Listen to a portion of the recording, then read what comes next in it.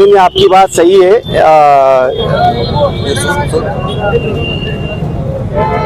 कल करना चाहिए था हम लोग को, लेकिन कल बाबा सिद्दीकी साहब का जो नमाज जनाजा है और तदफीन का जो प्रोग्राम था वो इशा बाद रखा गया, तो रात को उनको दफनाए ही लेट नाइट दिया, तो उस वजह से हम लोग ने कल नहीं किए।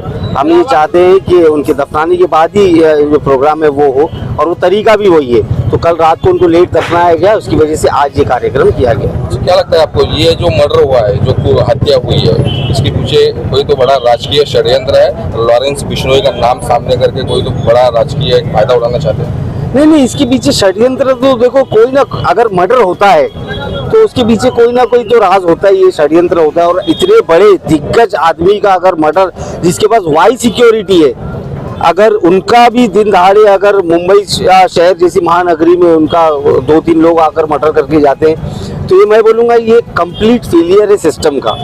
इसके लिए गृह मंत्रालय को अपनी जिम्मेदारी लेना चाहिए। और मैं ये समझूंगा कि इस मर्डर के दोषी, शायद लॉरेंस का नाम आ रहा है या किसी का भी नाम आ रहा है, लेकिन सही मायनों में इसकी दोषी महाराष्ट्र सरकार है और इसकी दोषी होम मिनिस्ट्री है, क्योंकि उन्होंने ये साबित किए पिछले 2-4 महीनों में। अगर आप देखेंगे कि कैसे कैसे उनके ही पार्टी के लोग भाषण करते हैं और कैसे समाज में तेड़ निर्माण करने की कोशिश करते हैं, जो लॉ एंड ऑर्डर को कुछ समझते नहीं, उससे ये मैसेज गया आम जनता में कि कानून कुछ नहीं है। और ये लोग जो आज ये हरकत किए, इनके दिमाग में यही बात थी कि कानून शायद महाराष्ट्र में चरमराई हुई व्यवस्था है पूरी, तो उनकी हिम्मतें और बढ़ी और जिसकी वजह से ये कांड हुआ है। तो मैं दोषी महाराष्ट्र सरकार को, जो अपने खुद के जो उनके alliance partner Ajit Pawar party के ये बाबा सिद्दीकी साहब थे, वो उनको नहीं बचा पाई, तो आम जनता कैसे सुरक्षित रह सकती है। तो मैं चाहूँगा कि इसका पूरा जिम्मेदारी होम मिनिस्टर को लेना चाहिए, और उनको अभी तो उतरने ही वाले हैं थोड़े दिन में पद से, लेकिन उसकी जिम्मेदारी वो लेना चाहिए। मतलब ऐसा लगता है कि जनता का दिशा भूल करने का, जनता को गुमराह करने के लिए ऐसे कांड हो रहे। मतलब परसों भी अक्षय शिंदे का ऐसा इनकाउंटर हुआ, 2-3 दिन वही चला, उसके बाद अभी बाबा सिद्दीकी का हत्या हो गई, तो अभी और 2-3 दिन ये चलने वाला। मतलब ऐसे देखिए, अभी ये सब मामले में तो पुलिस कार्रवाई कर रही है, पुलिस तहकीकात कर रही है, तो पुलिस उनका जॉब अच्छे से करेंगी और ये काम उनके ऊपर ही छोड़ना चाहिए।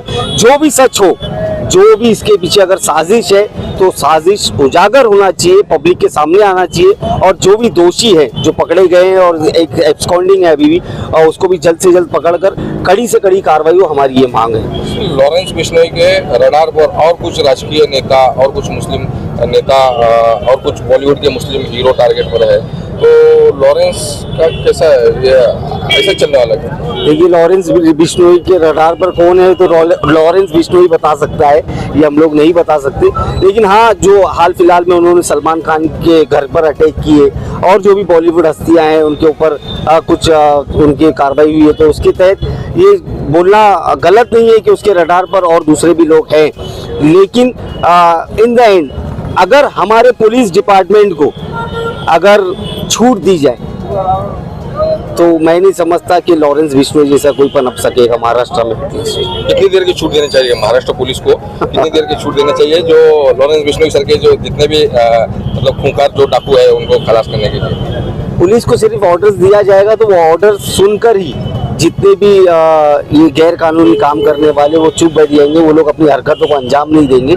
तो पुलिस को काम करने की जरूरत नहीं है, सिर्फ उनको आदेश दे दीजिए कि आपको फ्री हैंड है, तो पुलिस अपना काम बराबर से करेगी। बहरहाल पुलिस को कोई टाइम की जरूरत नहीं है, police is quite capable of doing their job, और वो अपने काम को समझते हैं। बदकिस्मती से ये मैं बोल सकता हूँ कि उनके हाथ बांधे गए हैं शायद, तो उसकी वजह से पुलिस आज मजबूर है या एक्शंस नहीं ले पा रही है।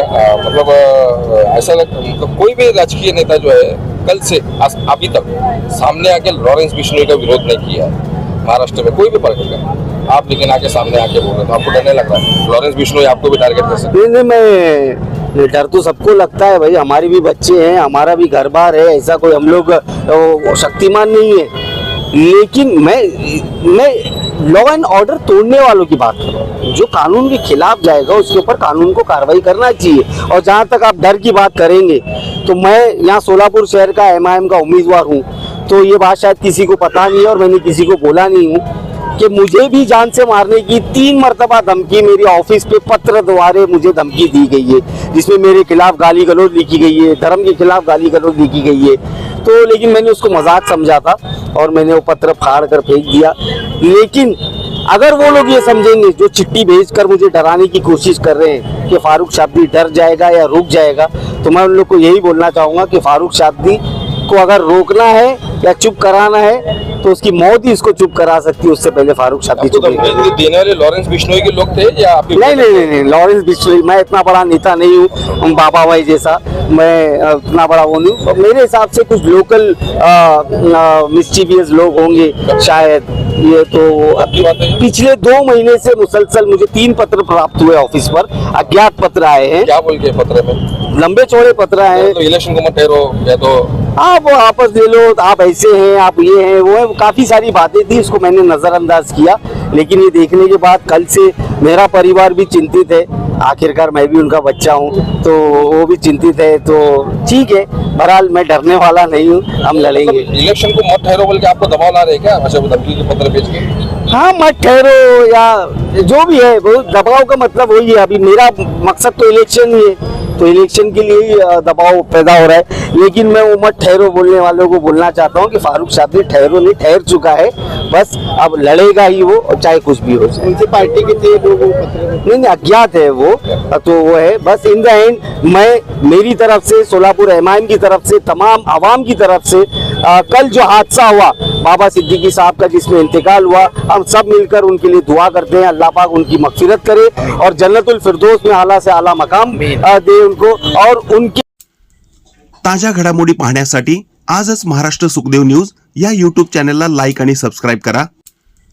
ताज्या घडामोडी पाहण्यासाठी आजच महाराष्ट्र सुखदेव न्यूज या यूट्यूब चॅनलला लाईक आणि सबस्क्राईब करा।